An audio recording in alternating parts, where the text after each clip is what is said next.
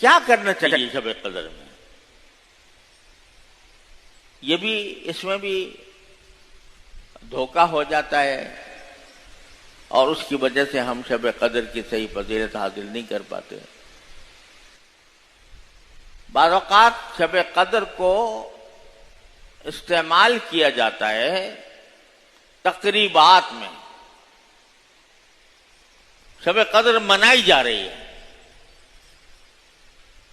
کیا مانا شب قدر منانے کے؟ جلسہ ہو رہا ہے، ایک سے ایک مقرر آ رہا ہے، وہ اپنی جوش خطابت دکھا رہا ہے، اور دعوتیں ہو رہی ہیں، دیگیں پک رہی ہیں، اور دیگوں کو تقسیم کرنے کا انتظام ہو رہا ہے۔ ساری رات اسی میں گزر گئی کہ شامیانہ کہاں لگائیں اور یہ دیگیں کہاں لگائیں اور کھانا کیسے تقسیم کریں، ساری رات اسی میں گزار دی۔ جلسہ ہو رہا ہے، تقریریں ہو رہی ہیں، بعض کہے جا رہے ہیں، قصے سنائے جا رہے ہیں، رات اسی میں گزار دی۔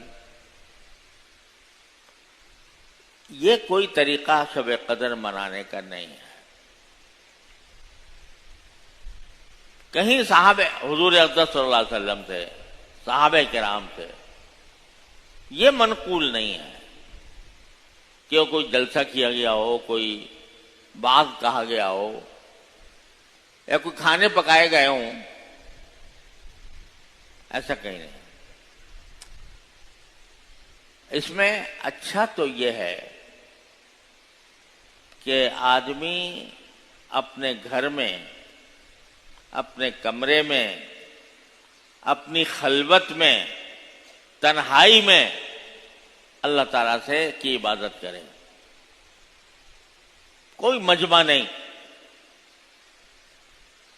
تنہائی میں گھر میں عبادت کرے اللہ تبارک و تعالیٰ کی، اس طرح کہ وہ ہو اور اس کا اللہ ہو،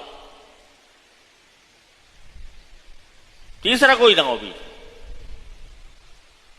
اس میں عبادت کرے، نوافل پڑھے، لمبی لمبی صورتوں کے ساتھ، جتنی صورتیں اگر لمبی یاد ہیں تو لمبی صورتوں کے ساتھ، نہیں ہے تو جتنی بھی یاد ہے، اور لمبے رکوع، لمبے سجدے، اللہ تعالیٰ کے حضور حاضر ہو کر اپنا اس کے ساتھ تعلق اس طرح قائم کرے، ساری دنیا سے منہ موڑ کر اللہ تعالیٰ کی طرف متوجہ ہو جائے۔ اپنے گھر میں جتنی نفلیں پڑھ سکتا ہو نفلیں پڑھ لے، جتنے قرآن کریم کی تلاوت کر سکتا ہو تلاوت کر لے، جتنا ذکر کر سکتا ہو اتنا ذکر، سبحان اللہ والحمد للہ ولا الہ الا اللہ واللہ اکبر ولا حول ولا قوت الا باللہ العلی العظیم، تیسرا کلمہ، چوتھا کلمہ لا الہ الا اللہ وحدہ لا شریک لہ لہ الملک وله الحمد وهو على كل شيء قدیر۔ جو ذکر، درود شریف، اس میں وقت گزارے، راتیں اس میں گزارے،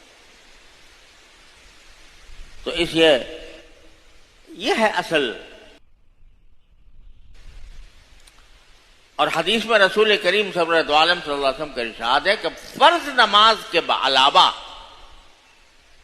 فرض نماز کے علاوہ تمام نمازوں کی فضیلت یہ ہے کہ گھر میں پڑھے آدمی۔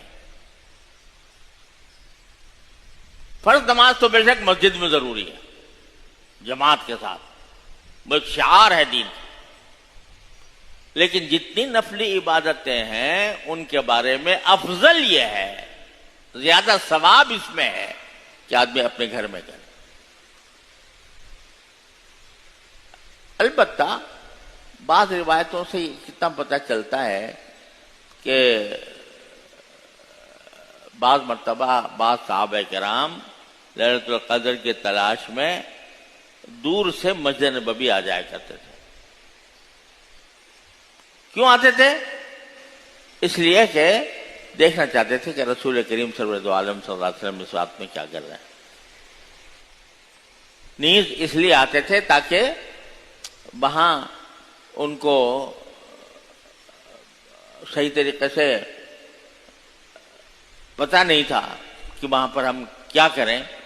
تو جب مسجد نبوی آئے تو رسول کریم صلی اللہ علیہ وسلم کی ہدایات ان کو ملتی تھیں. وہ الگ بات ہے. آج بھی اگر کوئی شخص مسجد جائے اس غرض سے جائے کہ بھئی وہاں کچھ جاننے والے لوگ ہوں گے, ان سے پوچھوں گا کہ یہ رات کیسے گزاروں, تو اس میں کوئی حرج نہیں.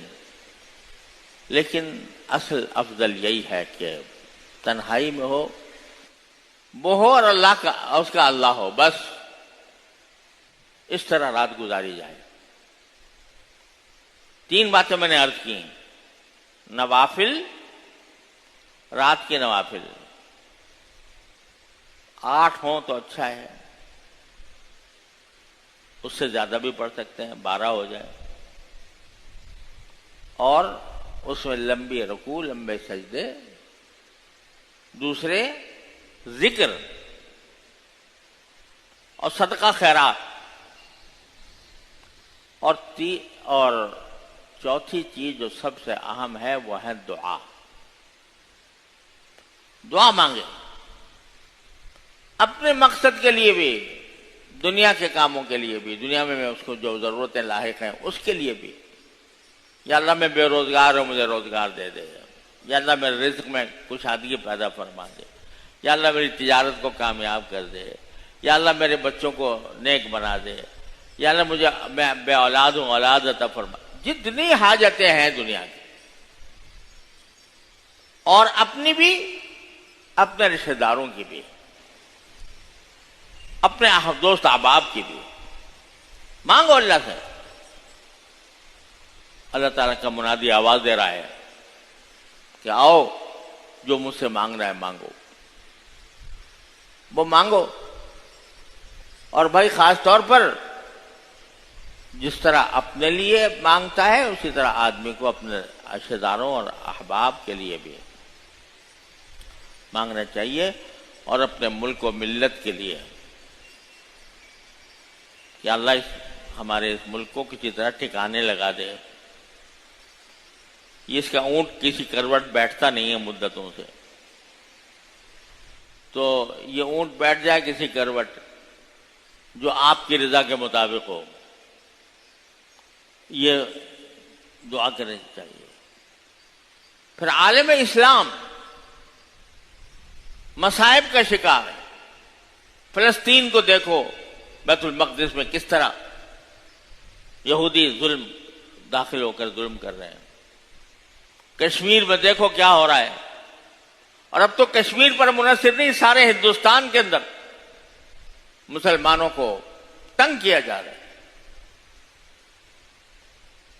اور شام میں دیکھو کیا ہو رہا ہے, لیبیا میں کیا ہو رہا ہے, عراق میں کیا ہو رہا ہے.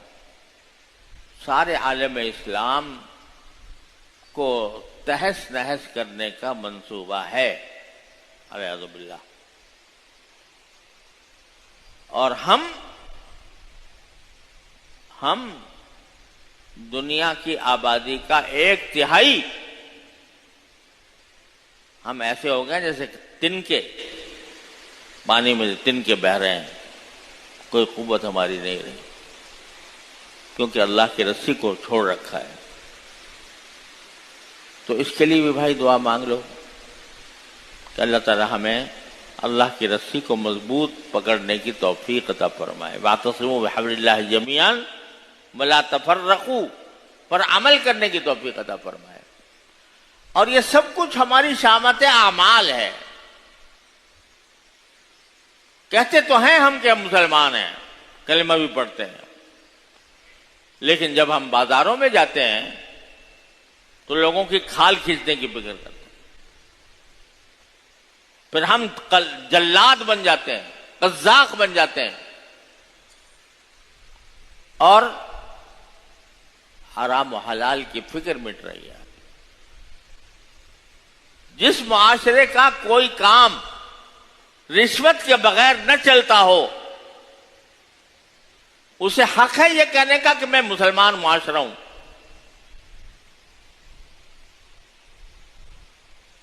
کوئی آدمی ذرا دفتر میں جا کے دیکھے اپنا کام چلانے کے لیے منہ کھولے بیٹھے ہوئے، حرام کھانے کے لیے منہ کھولے بیٹھے ہیں لوگ جگہ جگہ، ہر دفتر میں. تو پھر کیا ہے کا شکوہ ہے کہ بھئی ہم مسلمان ہونے کے باوجود ذلیل و خوار ہیں؟ پھر کا ہے کہ شکوہ ہے کہ دشمن ہم پر مسلط ہے؟ جب خود تمہارا حال یہ ہے، تمہیں حلال حرام کی پرواہ نہیں ہے، تم رمضان کے مہینے میں بھی حرام کے کھانے پر افطار کرتے ہو، رشوتیں لے کر، لوگوں کو دھوکہ دے کر، لوگوں کی کھال کھینچ کر. تو پھر یہ دعا مانگو اللہ ہماری اصلاح کر دے، ہماری زندگی کو حلال زندگی بنا دے، ہمارے رزق کو حلال کر دے، اور شامت اعمال کو ہماری دور فرما دے. کچھ بعید نہیں ہے اللہ تعالیٰ کس اللہ والے کی دعا سن لے، ہمارے حالات بدل جائیں، ہمارے دن پھر جائیں. اللہ تعالیٰ سے یہ دعا مانگنے کی ضرورت ہے.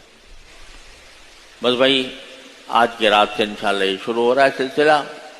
اللہ تعالیٰ ہم سب کو اپنے فضل و کرم سے ان راتوں سے صحیح فائدہ اٹھانے کی توفیق عطا فرمائے، اور ان کے اندر جو فضیلتیں اور جو انوار و برکات اللہ تعالیٰ نے رکھی ہیں اللہ ہمیں سب عطا فرما دے، کسی سے محروم نہ